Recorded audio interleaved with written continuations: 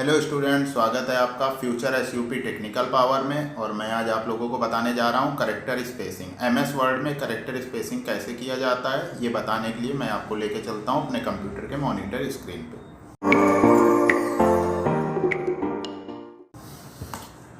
ये आप देख पा रहे हैं, हमारे कंप्यूटर की मॉनिटर स्क्रीन है और इसमें मैं आपको बताऊंगा करेक्टर स्पेसिंग कैसे किया जाता है। तो करेक्टर स्पेसिंग करने के लिए सबसे पहले डाटा को सिलेक्ट कर लेते हैं। तो डाटा को Ctrl+A के माध्यम से सिलेक्ट कर लेंगे।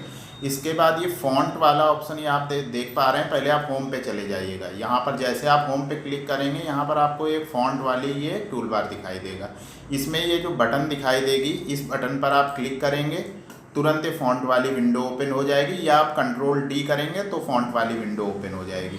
इसके बाद यहाँ पर एक ऑप्शन होता है करेक्टर स्पेसिंग। इस करेक्टर स्पेसिंग वाली बटन पर क्लिक करेंगे और स्पेसिंग वाली बटन पर क्लिक करके यदि आप एक्सपेंडेड वाले ऑप्शन को सिलेक्ट करेंगे और ओके करेंगे तो टाइप किए गए डाटा के वर्ड दूर दूर शो हो जाते हैं। और इसी में यदि आप दोबारा से क्लिक करके करेक्टर स्पेसिंग पे जाके यदि आप कंडेंट वाले ऑप्शन को सिलेक्ट करके ओके करते हैं तो टाइप किए गए डाटा के वर्ड पास पास शो हो जाते हैं। ये तो था 2007 में। अब यदि आप 2000 वर्जन पे MS वर्ड 2000 में करना चाहते हैं तो इसके लिए भी वैसे ही सेम Ctrl+A के माध्यम से इसको सिलेक्ट कर लेंगे। सिलेक्ट करने के बाद ये फॉर्मेट वाले मेनू बार को सिलेक्ट करते हैं। इसके बाद फॉन्ट, फिर यहाँ पर आप देख पा रहे हैं ये करेक्टर स्पेसिंग वाली बटन पर क्लिक करेंगे।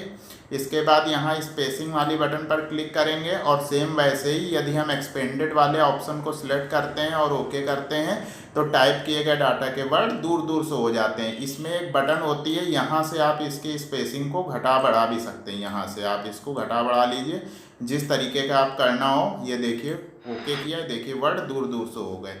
यदि इसको आप कंटेंट वाले ऑप्शन को सिलेक्ट करके ओके करते हैं तो टाइप किए गए डाटा के वर्ड पास पास शो हो जाते हैं। इस तरीके से आप इसमें चेंजिंग कर सकते हैं।